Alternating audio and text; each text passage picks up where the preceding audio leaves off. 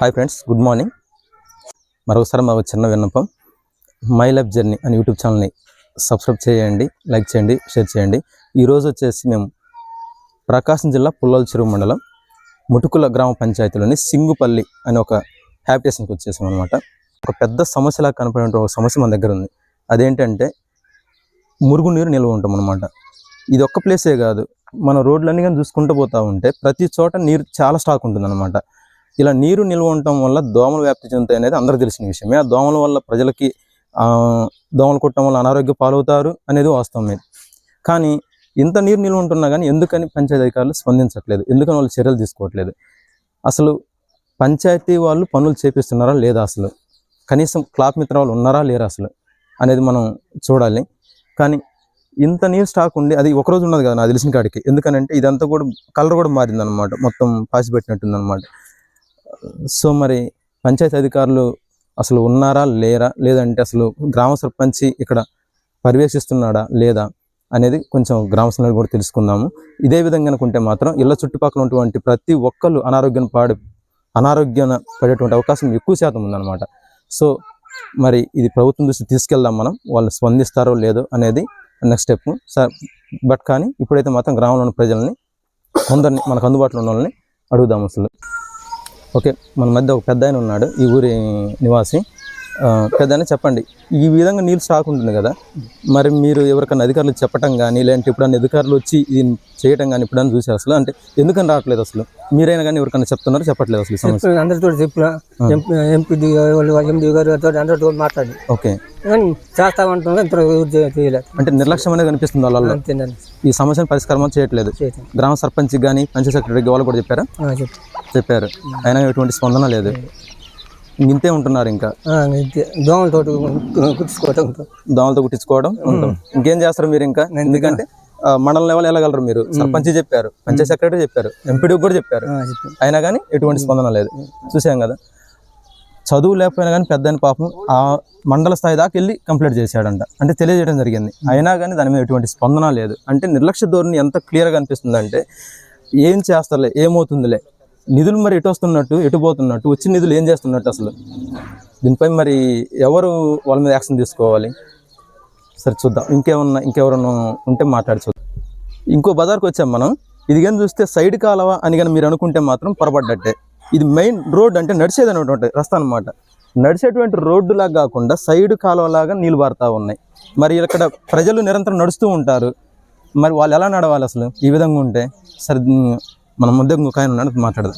ఏదైనా చెప్పండి, ఈ విధంగా రోడ్లు లాగా కాకుండా కాలువను తలపించే విధంగా ఉంటే మరి మీరు కనీసం ఎవరికోళ్ళు చెప్పడం కానీ, కనీసం మీరు ఈ సమస్యను ఎవరికోళ్ళు చెప్పాలి కదా, సర్పంచ్కైనా లేదంటే పంచాయతీ సెక్రటరీకైనా. సర్పంచ్ గారి దృష్టికి, అధికారుల దృష్టికి తీసుకుపోయాం, ఎటువంటి ఫలితం లేదు.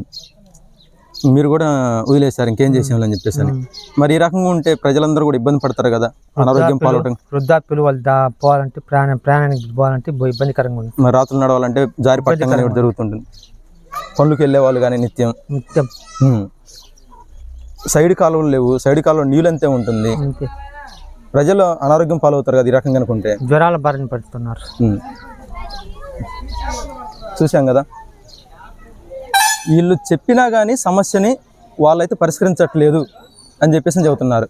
మరి వచ్చేటువంటి నిధులన్నీ ఏదో ఒక బ్లీచింగ్ పౌడర్ కాలువల మింటాలు అలా చల్లేసి నిధులు మార్చుకుంటున్నారా, లేదంటే మరి ఎక్కడ అభివృద్ధి చేస్తున్నారు? మనం ఇంకో బజార్కి వచ్చాము. పోనీ ఒక బజార్ కాకపోయినా ఒక బజార్ అయినా మంచిగా ఉంటుందా అని నేను ఆలోచిస్తే ఇక్కడ ఎక్కడ ఏ ఒక్క బజార్ కూడా మంచిగా లేదు. సుమారు 500 ఓటింగ్ ఉంది ఇక్కడ. 900 నుంచి 1100 మంది దాకా మొత్తం కలిపితే జనాభా ఉంటారు. మరి ఇంత జనాభా ఉన్నటువంటి ఈ ఊర్లో ఇంత అస్తవ్యస్తంగా ఉందంటే ఒక మురికి వాడని తలపించే విధంగా ఈ సింగుపల్లి అనేటువంటి గ్రామం ఉందన్నమాట. సరే, ఇక్కడ ఇంకొక అన్న ఉన్నాడు, మాట్లాడదాం. అన్న చెప్పండి అన్న, ఇంత ఈ విధంగా మరీ వరస్ట్గా ఉందన్నమాట. అంటే ఎక్కడ నీళ్ళు అక్కడ ఆగిపోవటం, ఆ నీళ్ళు వచ్చేసి మళ్ళీ రోడ్డు మీద పారటం. మరి మీకేం ఇబ్బంది అనిపించట్లేదు అసలు? ఇబ్బంది ఎందుకు లేదు సార్, జ్వరాలు వస్తున్నాయి మురికాల నుంచి, దోమలు బాగా ఇబ్బంది. డ్రైనేజ్ కాలేదు, ఊరికి ఎక్కడ రోడ్లు లేవు. ఓట్లకి అయితే వస్తారు కానీ పని చేయడానికి అయితే ఎవరు రారు. మరి మీరు అడగాలి కదా ఓట్లు వేసినప్పుడు, మరి ఏంటి ఇలా మీ గ్రామ సర్పంచ్ సెక్రటరీని అడుగుతున్నాం, మండల ఆఫీస్కి పోయి అడుగుతున్నాం, ఎవడూ పట్టించుకోవట్లేదండి ఒక్కడు కూడా. ఒకటి రెండు రోజులు కనుక నీళ్ళు స్టాక్ ఉంటే మనకి చెడు వాసన వస్తూ ఉంటుంది, ఉండడానికి కూడా ఇబ్బందిగా ఉంటుంది. మరి మీకు సంవత్సరం నుంచి ఉంటున్నాయి సార్. మరి మీకు ఏం అనిపించట్లేదు అసలు? ఏం అనిపించుకోపోవటం ఎందుకండి, ఇంట్లో చిన్నపిల్లలు ఉన్నారు, పెద్దోళ్ళు ఉన్నారు, అందరికి జ్వరాలు వస్తున్నాయి, వ్యాధులు ఈ మురికి నీళ్ళ నుంచి. ఎవడు పట్టించుకోవట్లేదు, కింద డ్రైనేజీలోకి కూడా వెళ్ళిపోతుంది. చూసాం కదా, వాళ్ళ బాధ ఎవరో చెప్పినా కానీ పట్టించుకోవడం లేదు. సో అందుకని ఇంకా మాకు మేమే ఇంకా అంటే బాధపడుతూ వాళ్ళు ఇంకా సైలెంట్గా ఉంటున్నాం, మౌనంగా ఉంటున్నాం తప్పితే ఏం చేయలేకపోతున్నాం మేము అనేది అన్నలోని ఆవేదన. సో మరి ఇప్పటికైనా కానీ సంబంధిత ఎంపీడీఓ కానీ, సర్పంచ్ కానీ, పంచాయత్ సెక్రటరీ కానీ స్పందించి వీలైనంత త్వరగా అనమాట, వీలైనంత త్వరగా అంటే ఏదో 4 రోజులు వారం రోజులు అట్లా కాదనమాట, వీలైనంత త్వరగా ఈ సమస్యను పరిష్కరిస్తే ఇక్కడ ఈ సీజనల్ వ్యాధులు అనేవి రాకుండా ఖచ్చితంగా అరికట్టవచ్చు. లేదు అంటే ఖచ్చితంగా ఈ దోమల గుండా వ్యాప్తి చెంది మలేరియా కానీ ఏంటి ఇంకా ప్రమాదకరమైనటువంటి ఉన్నాయి జ్వరాలు మనకు తెలుసు, డెంగ్యూ కానీ, టైఫాయిడ్ అని ఇప్పుడు సీజనల్ వ్యాధులు వస్తూ ఉన్నాయి అనమాట. సో ఖచ్చితంగా వీళ్ళని త్వరగా స్పందించి అధికారులు ఈ సమస్యను పరిష్కారం చేయాలని మనం మీడియా ద్వారా విజ్ఞప్తి చేస్తున్నాము. అలా గ్రామ ప్రజలందరూ కూడా అదే కోరుకుంటున్నారు, వీళ్ళని త్వరగా పరిష్కరిస్తారని ఆశిద్దాము.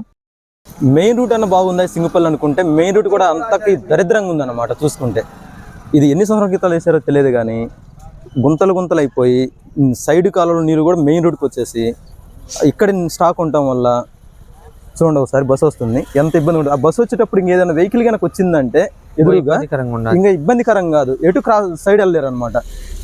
చాలా ఇబ్బందులు పడుతున్నారు గ్రామస్తులు, చెబుతున్నారు రోజుకి ఒకరు జారి పడుతున్నారు, ఇబ్బంది పడుతున్నారు.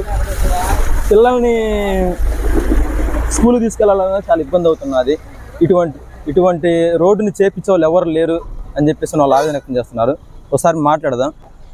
ఈ రోడ్డు ఎన్ని సంవత్సరాల క్రితం వేసి ఉంటారు, ఐడియా ఉంది మీకు ఏమన్నా? అప్పటి జిల్లా పరిషత్ ప్రతిపక్ష నేత మేదర్మెట్ట శంకరెడ్డి గారి సహకారంతో జరిగింది.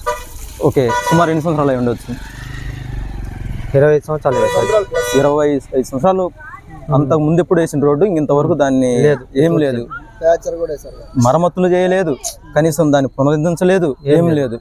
వర్షం పడితే ఇంకా చాలా ఇబ్బందిగా ఉంటుంది మీకు. చాలా ఇబ్బందికరంగా ఉండదు. పిల్లల్ని స్కూల్కి తీసుకెళ్లాలన్నా లేదంటే కూలి వాళ్ళు కానీ ప్రయాణికులు కానీ ప్రతినిత్యం ఇది మెయిన్ రోడ్ కాబట్టి నడుస్తూనే ఉంటారు. అంతే, ఇంకా ఈ మధ్యలో ఈ సిమెంట్ ఈ అక్కడక్కడ లేకపోతే ఖచ్చితంగా గురినాట్లు వేసుకోవచ్చు అనమాట. చూసాం కదా గ్రామస్తులు కూడా ఎలా చెప్తున్నారు, వాళ్ళ ఇబ్బంది వాళ్ళు తెలియపరుస్తున్నారు తప్పితే పాపం ఈ సమస్యను పరిష్కరించే వాళ్ళు ఎవరు లేరు అనేది వాళ్ళ ఆవేదన అనమాట.